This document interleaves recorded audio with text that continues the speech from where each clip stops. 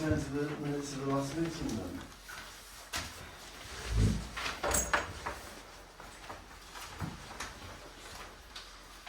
We need to go through these minutes page by page. Page 3, Yeah. page 4, Yeah. and page 5. Yeah. I think, right, I'll make sure I sign those before I leave this evening. What I can just mention, arising from the minutes, is that Cass had a reply, I think, from John Morris.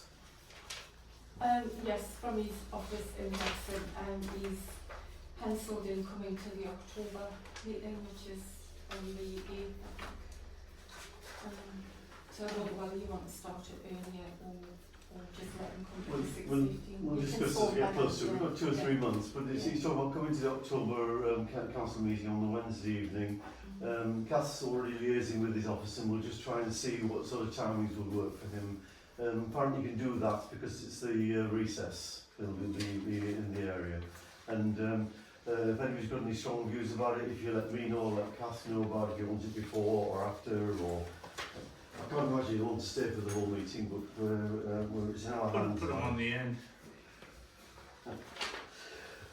Okay, Sandler's minutes, we're now turning to planning.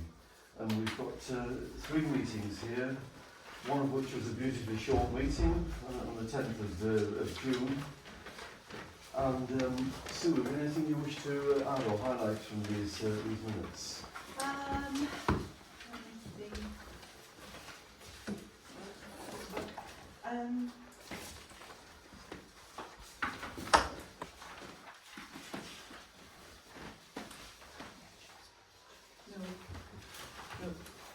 Okay. Something I would make mention of that we're concerned about as a planning committee is this thing where builders acquire bungalows, particularly those close to the village, and then flatten them and put in what I would call something akin to a mansion. And we're making it plain in our submissions with our representations to Morpeth where these things are decided that we're concerned about that, and I don't think I need to say any more. You can read about it in the minutes, but it is a cause for concern. We've had 3 instances so far, but none of them are in the minutes that are here. So. Right. I thought one of them was. That's why I was mentioning it. Yeah.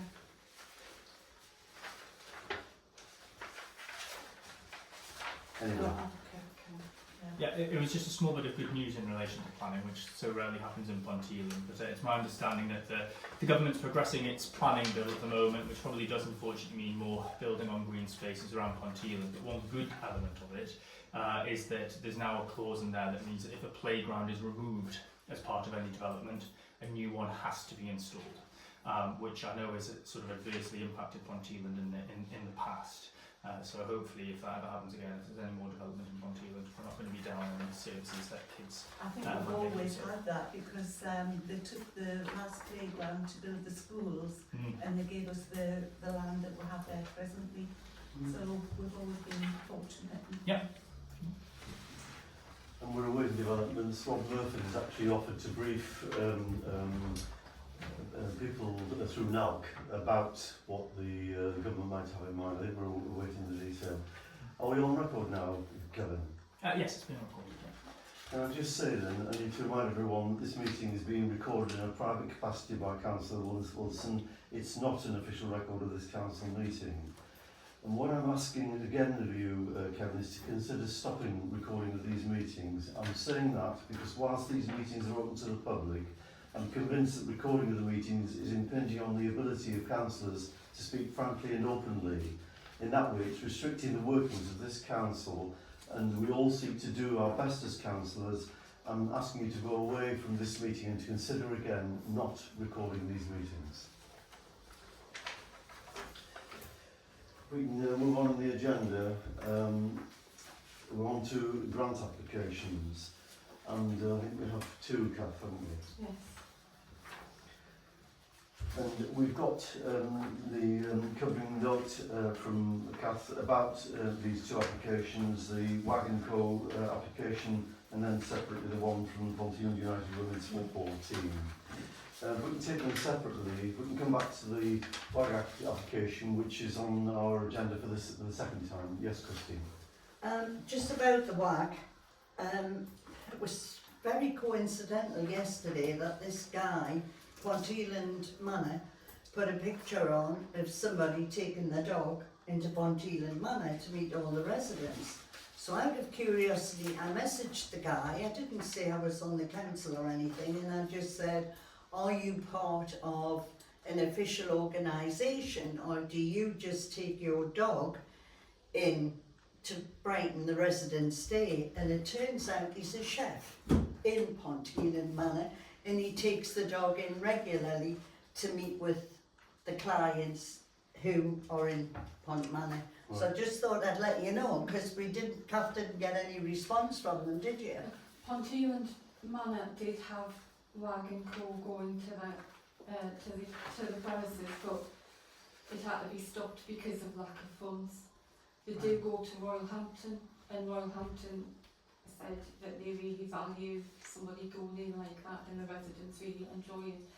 I didn't hear anything back from Grangeley, tried a few times. So are you trying to come in, Rose? No, No. are we taking Wag and Co first? Because I know initially you were going to talk about the football one, just because Christine mentioned Wag and Co there. Because I do want to speak on Wag and Co. So Well, that's exactly what we're talking about. Yeah. It would just look like you're doing the other one first. Well, like last time, I do think it's a good service. I think they've gathered a huge amount of money from charities around the country, which they'll have had to put forward a lot of data to show the good work they're doing, the impact from that. And I think we have got a grant of £10,000 to give out, and a lot of that goes on very worthwhile causes, but not a lot for older people. So I do think it's a good service, and I know it's a lot of money, but like Kath said, you know, people do value it from the feedback she's had from the various care homes. So I'm happy to support it. Well, we're all aware of the amount that they're asking for, but we don't have to go along with that. We can have our own view about it. Are there more views about it? Because if we're going to move on, we need a proposal and second. Yes, Kevin? Well, I'll just come in to say that, you know, like Rosie, I think it's a good service. I think that it is something focused on older people. I would like this service to continue, but it does seem like maybe we haven't done the sort of extensive amount of research in terms of could we try and facilitate this ourselves with local dog walking businesses, dog grooming businesses. I suspect that that's probably where, you know, where my conclusion would be, you know, that it's not something that we can do ourselves, and that therefore probably is worth giving the money to them. But you know, it would be interesting to find out more about this person who sort of does it of their own volition, see if that is something we can scale up. I suspect the answer is that realistically, we as a town council can't facilitate that. No, exactly, right. So actually, I mean, I worked it out. I looked at their website earlier, and I think it's something like £480 a year covers one of their teams to go out and visit. That works out at £40 a month, which actually is £10 a week for at least one person to be visited. And I suppose my question is for all of these grants is what sort of, how do we monitor it, and going forward for all of these, do we measure impact in any way? It would be good to keep a record, or be able to have a case study or something to show, you know, this is what this money's been spent on, and actually hear back from the charity, so it's not just the money going out, but you know, at the end of the year, you know, we can say actually this has delivered this many visits, you know, that's my We do from time to time try to understand what's happening to our funds. Kath has helped us on occasions before today to try to make sure that we're getting value for money, not in relation to this service clearly, but in relation to other areas of our activity. I think because the grants that we're giving are fairly modest, it would be a major exercise to look across the grants that we do. It's not impossible that we could alight upon a particular charity or cause that we'd like to understand more about it, and perhaps delve into that one in the way you're suggesting, Maya. But on larger areas of spend, Kath has on occasions quite rightly responded to our interest in it and established that we are getting good money, good value for money with major spend. Well, sorry, Kristen, we need to understand what we're I'd just like to say, I do appreciate the fact that they come. They may not be required in every care home, not particularly in Pont Manor, who have their own. And I do think we're not based in Ponteland, and I think £1,400 and £1,410 out of our remaining 7,400 is quite a lot of money.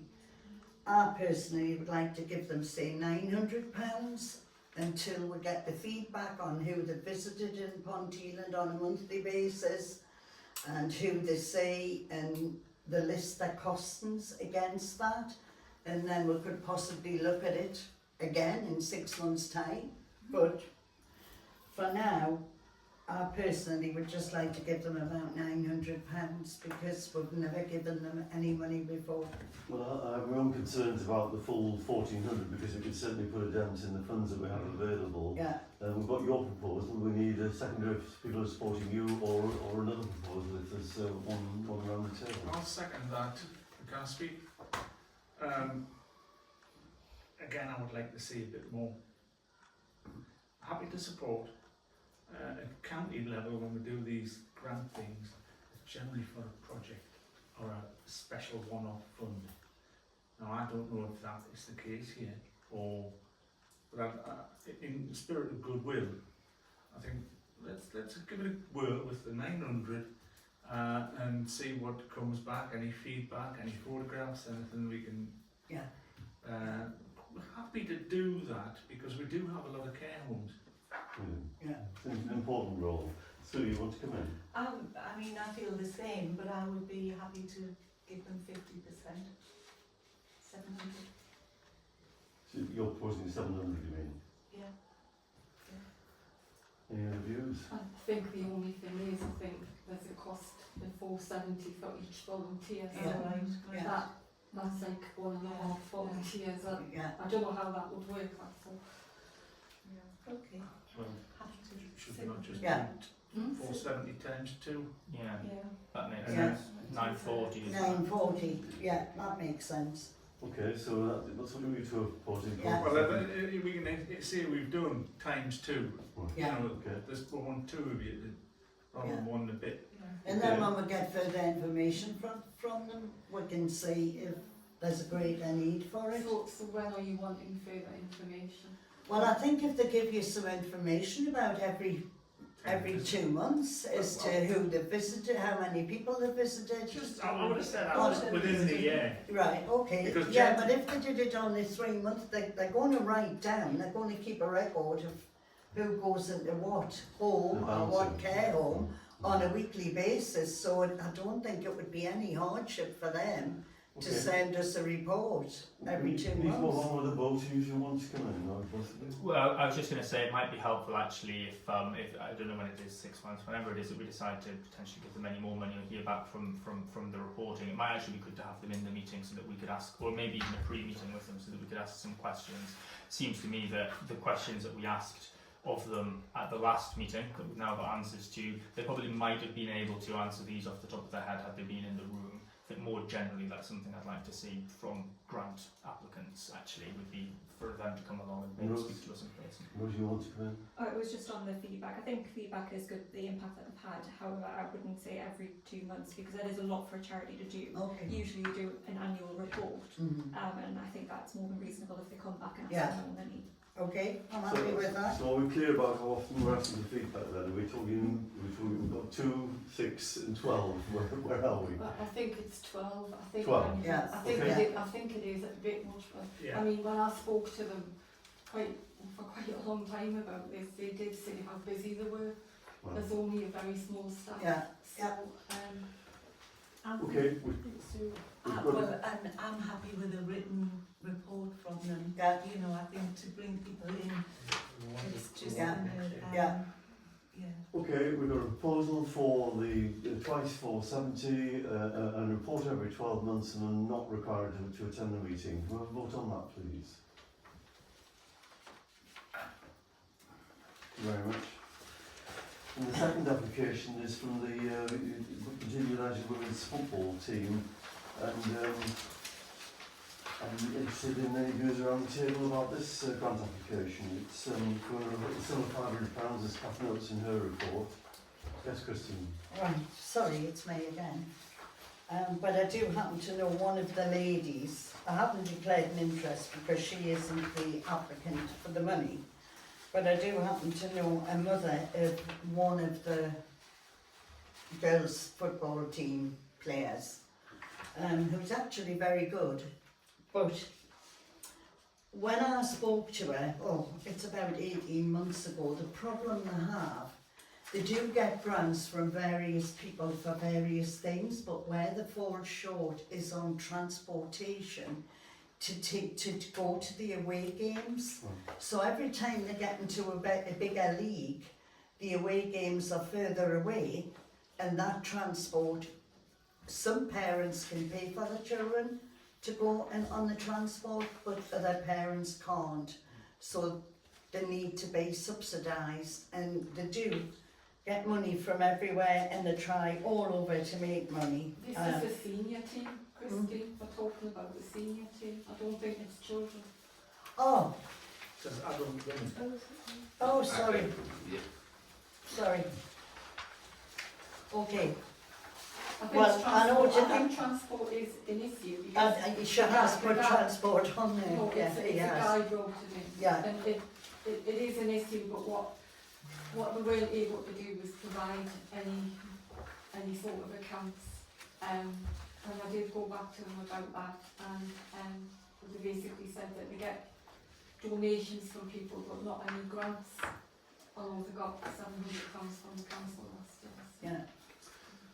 Yes, Kevin. Yeah, well, I think it was useful extra context that we received via an email from Councillor Harrison in terms of this actually being quite a large organisation, particularly within the region. And I think because of that, I probably would, which is context I didn't have, I don't understand the football world, I'll never pretend to. But I think because of that, I would be interested in them, first of all, approaching big organisations like the FA to see if there are grants that are available. And I do know that women's football is something that has really taken off in recent years with the success that we've had with the Lioness team nationally, and there's lots of grants and funding available for that. So I would rather, on one of the final pages of the report, have you any plans for raising the additional finance for the project? Ideas will include applying for grants from the FA if any are available. I would personally rather that they sought those grants first, because they could be more plentiful, they could be higher numbers, and then as was mentioned earlier, then potentially we could top up any shortfall if there is one. But I think that this is the moment for women's football. That's my understanding of it, and they should approach those organisations first. Rose? It might not be the case with this team, but most teams I'm aware of, you pay a fee every month to be on the team. Do we know that information? Because it doesn't seem like that's included, and it would be useful, given it's such a large team, to know how much they get on a monthly or yearly basis, Yeah. and where that money goes. Before we I mean, Kath, as a starter, she's been entirely open with us. She's giving us all the information that we have. If there's not enough for us to make a decision on it, then we have to go back to I that. would agree with that, Rosie, Yeah. because it says income and expenditure, but there's no income on there it at all all. looks like expenditure rather than income. Yeah. And that is what I pointed out. I mean, this is a copy of what we got last year. Okay. And the gentleman that came in, I did query that with him at the time, and then I emailed him to see if he had anything else, because if nothing else, we got £700 from the town council last year. And sorry, can I just tell you what he said? He said that the request is specifically for the women's senior team. We do not have any regular income apart from that which we generate ourselves from fundraising within the team. They received sponsorship of £1,500 for the kit from a local company, but that now needs replacing due to wear and tear. Recently raised funds from auctioning a football strip they received from Newcastle United and from running raffles. Ponteland United will have income from player subscriptions, but that does not apply to the senior team. So we get access to facilities paid for by the club, but we do not receive funds. Hence why we require sponsorship and grants. So that was the response that I got from the gentleman Right. who brought the application in, who was the deputy coach. Right. Yes, Richard. I've met with the football team, over pictures, various things, I think if I'm still led to believe they've got about 40 to 50 teams, It's a big club. Oh, yeah. including Yeah. you know youngsters and whatever, and then obviously the female football is growing as well. Yeah. Could we have a meeting where they come and talk to us? Because I feel as if we want them to succeed. You know, they've got, I wouldn't, you know, I think they've now been granted the permission to use the pitches where they are. But if they've got, you know, there's all different kinds of things. I think we need to share with them or them to share us their vision. Where do they want to be in so many years' time? Because I've got a complaint in on weekends about the parking. You know, the two roundabouts, Yeah. Rotary Way to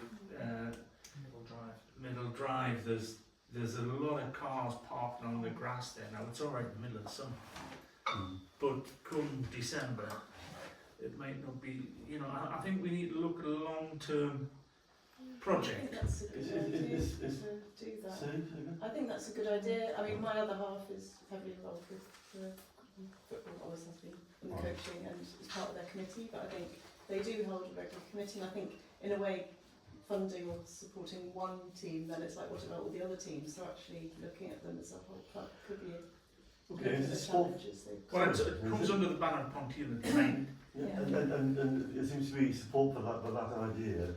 Can I suggest that if we go with that idea, that we perhaps arrange for 3 or 4 from the council to meet with them and have a remit to report back with what they would recommend. You know, they're satisfied that this is a genuine grant application, should be supported or otherwise. Can we do it like that? Yeah, I think that's fair. Okay, fine. You want to go back to the top on that bit? Yeah. Goals as well. Okay, we now come on to your report 37, item 37 on Pele Tower works. Do you need to talk the meeting through what you've been summarising in this report? I think it's all there. It's set out. I'm happy to take any questions on it, but I don't think there's much more information I can provide. Yes, Gavin. I was curious to know why Building Surveyors Limited recommended that we go with Company 3 as opposed to the other And I ones. can't really tell you at the moment. Okay, right, that's fine. Okay. And I was wondering, is it because they paid 12%? Sorry, I can't get into it at All this right. moment in time. Okay. I can tell you after the meeting. Sorry, Rose, were you trying to... Okay. I was going to ask the same if there was any reason for it. There is a Right. reason. Right, so can we discuss this at the end of the meeting? You can't, I mean, I can update you more at the end of the meeting. Once it's closed, you can't put an open report into closed session. You can't put a Right. closed session into open. Right, So, alright. So where we are is that Kath has rightly summarised the recommendations, and I think we need to meet them in turn and see where the meeting is about it. can I just say that I think Building Surveyors Limited have an awful lot of experience, and you know, I certainly was happy with the recommendation. That's what I was just going to ask. Were you happy with the I've had a long recommendation and the conversation reasons given? with them about this, because Right. obviously that jumps out straight away. Yeah. But I can't go into it at the moment. Okay. Yes, Richard. I mean, I know we can't talk, but huge discrepancy in figure. Pardon? We'll hear it after the meeting. Is there any way that we could grant you delegated authority to approve a good course of action now, and then you could give us more information later? I don't think on these amounts. I think it really rests with us. It's been way Fine. beyond Kath's remit That's to right, try and do yeah. something at this I level. mean, to be honest, I did toy with putting it into closed session, but I try to avoid that wherever I can, which is why they're just numbered as companies. Right, I'm happy to update you at the end, right. but the recommendation is a sound one. Right. Okay, so is the way forward from here then, Kath, that we go through the recommendations and that you're possibly able to brief us when the meeting is closed? Yeah, Okay, then I'm back to what I was saying then. The recommendation, first of all, is the council has to approve the recommendation from Building Surveyors Limited to award the contract to Company 3 at a cost of £46,687.50. Yeah. I would agree. Note of that. Yeah. And secondly, councillors are asked to note the sum needed for professional fees as set out above. Are we approving of that? Yeah. Yeah. And thirdly, councillors are asked to approve the use of further general reserves to meet the shortfall between what has already been approved and the actual costs involved. Yeah. I agree. Yeah? I'm abstaining. So can I perhaps just come in at this point and recognise that we're going to be talking about this when the meeting's closed later this evening. But where I am in trying to work closely with Kath on our budget for this year and our projected spend for this year, I'm becoming concerned about where we're sitting with the budget. We touched on some of this at the meeting last month, if you recall, and where I am is I'm becoming increasingly concerned about is there is all the detail in this paper about the overspend here. There is an issue around the neighbourhood plan, which we thought was going to be grant funded and may not now be. There's an issue about highways at Prestwick Road Ends and elsewhere where we think there's going to be additional spend. What I'm asking you to consider is us having a budget review meeting, perhaps in September, to try and just take stock of where we are with the budget. We'll have all the up-to-date figures by then from Kath to see what she best knows about the year runs out. You're nodding in agreement. Have I got support, Janely, for that idea? Yes. 100%. Okay, thanks for that. Okay, we'll close on item 37 then. 38 is the report from the Community Resilience Task and Finish Group. I know there's no written report, but we're trying to give you the opportunity to update the council meetings. Thanks very much. So I'll just start with the formalities. I was elected as chair, thank you very much. Antonina was the vice chair. This was very much what I would call a preliminary meeting, but it was a quite fruitful one in terms of shaping the work that we're going to take forward. It's attended by Nigel Fisher from Northumberland County Council. He's one of their civil contingencies officers. We've got a really good steer from him, but I wanted to sort of inform everyone that we've had the first meeting and that progress is underway. I don't think we're quite yet at a stage to say how it's shaping up. But I think it's very, very important work. We're all quite enthused by the direction that it's going, I think it would be fair to say. And we do plan to keep the council updated and ask for your input in due course. We're just not quite at that stage yet. Thank you. We don't know where Amir is, but I think there's a very good resume, Kevin. Thanks. Okay, we're on to 39, the Highways Working Party, and the papers have included the minutes of the meeting that was held on 26th of June. I'm happy to chair this, having been voted in again as chair at the start of this meeting. Happy to take any questions that people may have on this Highways Working Party report. Any questions? No? No, I would just comment to say that I know you discussed in depth the Prestwick Road End situation, but I think there has been some improvement there already, in recent weeks. I think that's really, really encouraging. It shows what can happen when we actually, really put our minds to it and come up with a good comprehensive plan. So that's encouraging. The reason I was slightly late to this meeting is because I was in town at work. It's great to see, for instance, the cranes actually at Calvin Parkway building the taxi waiting area, which is quite well signposted. So that's great. And I was also really pleased to see that Richard Mackenzie said that it would be possible to get some of these portable speed indicator display signs, which I think will allow us to be quite a bit more flexible in terms of when a resident says, I'm concerned about speeding on my street, we can actually go out there and get the data in response to them and come to a conclusion on the matter. I think we still got to get permission to put them on lampposts. Yes. But I have had prices back. I'm not asking you to approve it tonight, but they're quite reasonable, and there is a time limited offer from one company to get two for a good price. So do you need to ask us at the moment? I don't know. I don't really like to do this, to be honest, but it's 4,500 plus delivery if we get two from a company called Elan City. And they're run by, so what you get is two signs, they call them lampposts, 2 solar panels, 4 batteries, comprehensive traffic data to monitor and assess impact, and 2 years warranty on box and label. So I don't know how you feel about that, but it's only valid until sometime in July. Wait a minute, I'll just check. they're just a twin pack of.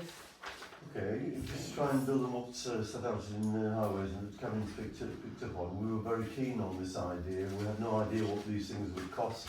It's not insubstantial. It's quite a tidy sum, even though. You could buy one for 2.5, including delivery batteries and battery charger, or you could get one from another company which ranges from 3,710 for one up to 4,115. We'll pass on that second one. I don't know how the meeting feels about it, because we were just learning fresh about this evening. Can I just ask a very quick technical point? When you say you can buy one for this amount, does that mean literally just one sign, or does it mean one pair of signs? One sign.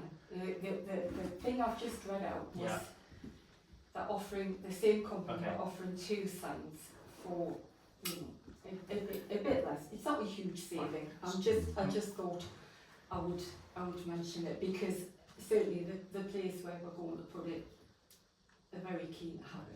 So my follow-on comment from that would be, I think that if we were going to buy any, I think we should buy at least 2, because you would want to monitor it in both directions. Can it, if you do agree to that tonight, can it just be subject to me getting some sort of indication from NCC that we can cite them, because there's absolutely no point in having them. Oh, I'm sure we can give that to you. Sorry, Richard, you want to come in? Yeah, I got at the meeting, all our ears picked up at this. You know, when I said I don't get it, because we all get complaints about speeding here, speeding there. And, you know, to be fair, people, I've said this a million times, people don't go, oh, let's go to Western Way and speed up and down it. It's resident. So, I'm quite happy with that sum for 2. You know, there's always somewhere you're going to need it.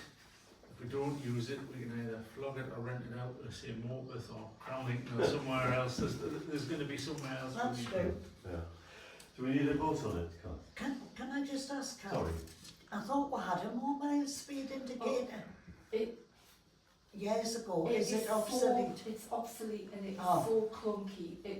You couldn't use it. I mean, Right. with this sort of thing, it should be very simple for Ian and his team to just move them to where Right. they're needed. Okay. I mean, I think I had mentioned this a while ago. I thought it was a better idea than keep buying these static things that cost a lot more. But you know, we do get increasing amount of concerns about speeding in certain areas, and at least it shows that the town council are trying to do something. Yeah, I agree. Yeah. Do we need a vote on it? I think so, yes. Yeah. Okay, so there's a Because it's not in proposal the minutes. on the table to buy the 2 speed indicators and the stuff that goes with them in the way that Kath summarised a few minutes ago. Subject to being able to put them out. Yeah. At the Absolutely. cost of. Aye. 4.5. £4,499 plus delivery. Right. I'm Yeah. more than happy to propose that. Or I agree. or whatever. With them. I agree. Okay. I'm sorry for bringing that up at the last minute, but I've literally just received that today. So. Chair, on the back to the report of Prestwick Road End, there is things in progress. You and I attended a meeting at the airport. That was quite fiery. A little bit. So I don't think we need to go over that, because I think it'll fire up again. But they've agreed to put the signs up for this facility. So let's hope that loose ends are coming together.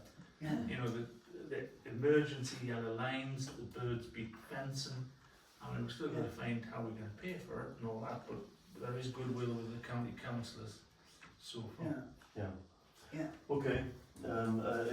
It's progress in the way that I think Kevin was saying earlier. And let's watch this space, because it's been a real difficult issue for the residents, in particular at Prestwick Road Ends. Yeah. Okay, we're on to Northumberland County Council report, item 40. Nothing really that much to report, although I do have an update. I mean, there's been no meetings, the meetings are just starting to start. The meetings didn't kick off until the full council last week. I've got a programme of them, plus changes to the planning system, which we don't know the detail about.